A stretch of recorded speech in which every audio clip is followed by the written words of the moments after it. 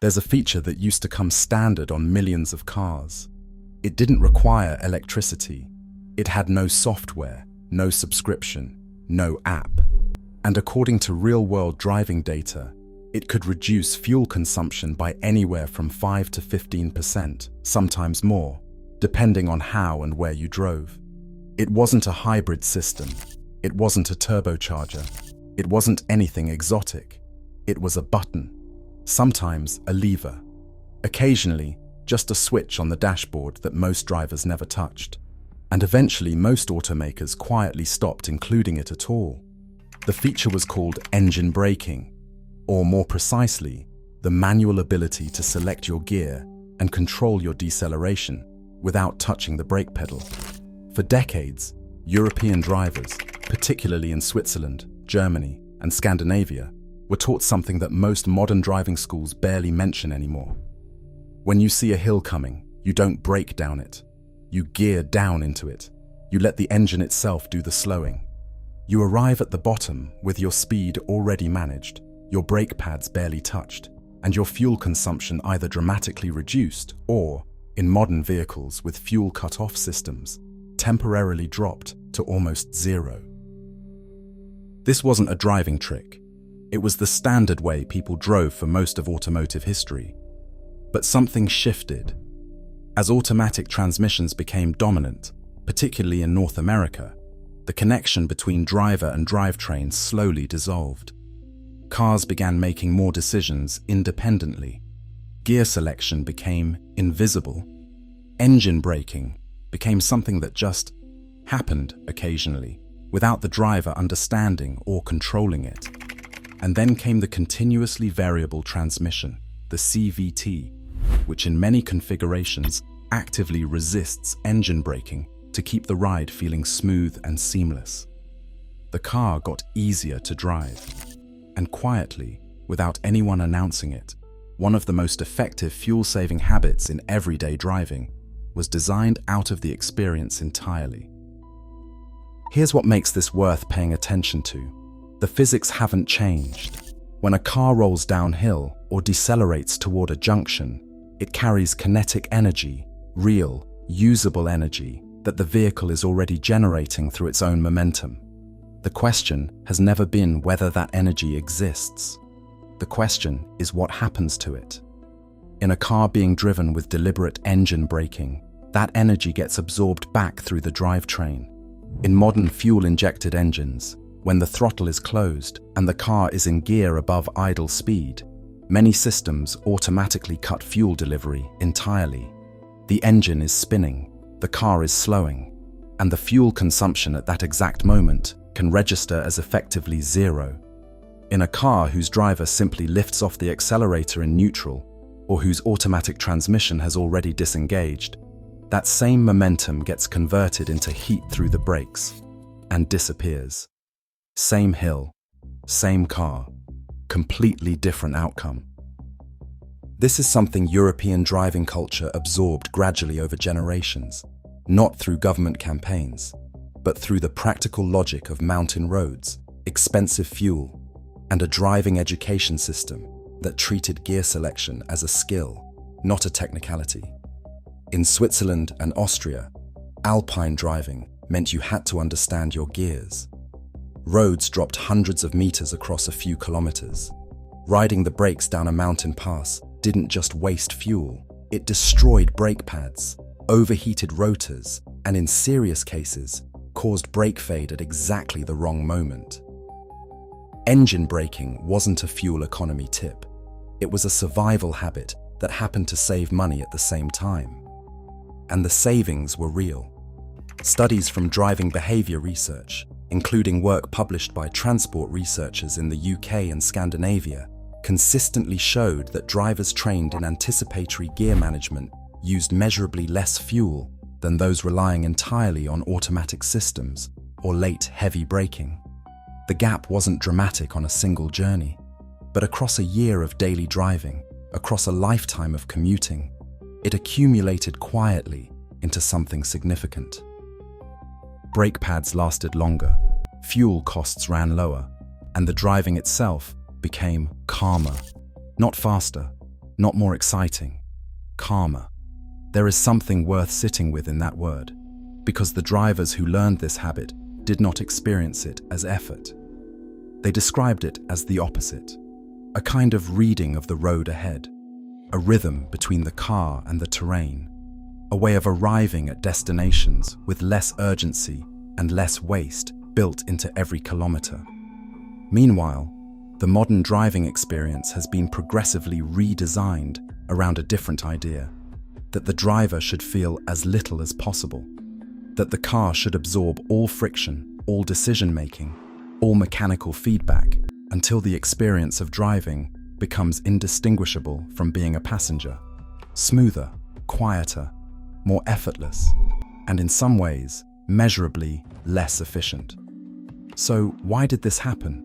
It is tempting to look for a villain in this story, a boardroom decision, a deliberate removal. But the truth is more interesting, and in some ways more unsettling, than a simple conspiracy. Nobody took this feature away. The market asked for something different, and the industry delivered it. Through the 1980s and 1990s, as automatic transmissions became standard across mass-market vehicles, particularly in the United States, Canada, and Australia, the entire design philosophy of the car shifted around a new priority: accessibility. The goal was to make driving available to as many people as possible, with as little training as required. Remove the clutch, remove the gear decision, remove the feedback loop between driver and engine. Let the car handle it. And in purely practical terms, for basic urban commuting, this worked. But something else happened alongside it, something quieter. An entire generation of drivers grew up without ever developing a mechanical intuition for their own vehicle, without ever feeling the relationship between momentum, gradient, gear, and fuel, without ever learning that a car could be guided rather than simply pointed. The knowledge did not get suppressed. It just stopped being passed on. And then came the continuously variable transmission, often called CVT, which began appearing in mass-market cars through the late 1990s and accelerated sharply through the 2000s. The CVT has genuine advantages. In certain driving conditions, particularly steady urban commuting at consistent speeds, it can deliver real efficiency gains. Engineers chose it for legitimate reasons. But the CVT fundamentally altered the deceleration experience. Unlike a traditional automatic or manual transmission, many CVT systems are calibrated to minimize the sensation of engine braking. They prioritize smoothness.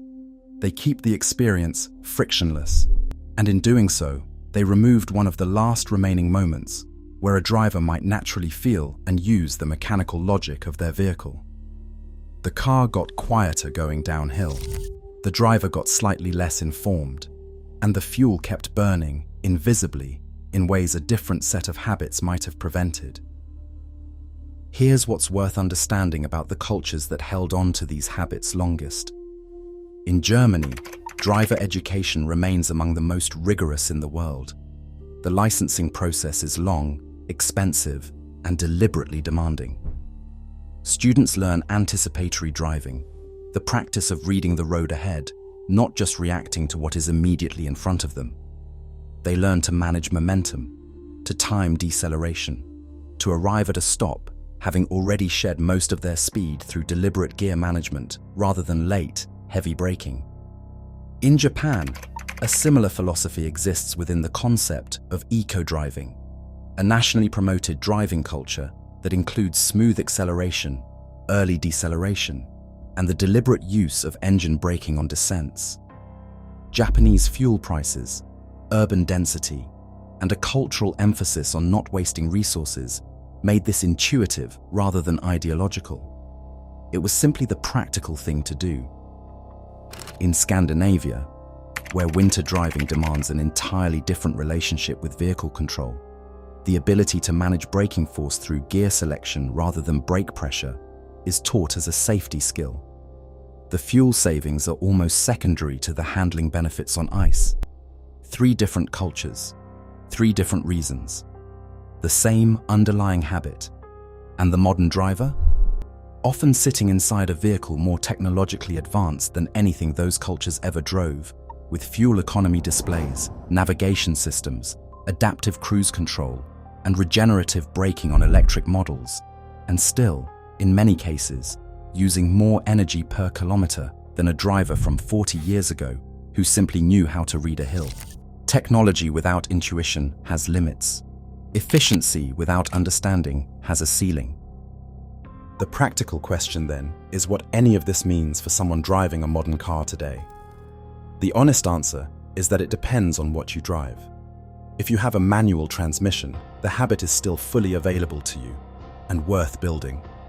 Coming off the accelerator early, selecting a lower gear before a descent, and timing your approach to junctions so that you arrive without needing to brake heavily. These things still work exactly as they always did. If you drive a conventional automatic with a manual mode or paddle shifters, selective engine braking is still accessible. Many modern automatics, when held in a lower gear during deceleration, will still cut fuel delivery and manage your speed without touching the brakes. If you drive a hybrid or fully electric vehicle, regenerative braking systems have reintroduced something close to the original principle, though now managed by software rather than driver instinct. The physics are similar, the awareness, in many cases, is not. What this story is really about is not a gear. It's about the quiet cost of designing human skill out of everyday life. When we remove the need to understand something, a car, a home, a kitchen, a system, we often believe we're making life easier. And sometimes we are. But sometimes we are also removing the layer of knowledge that made people genuinely efficient, genuinely capable, genuinely connected to the things they depended on every day.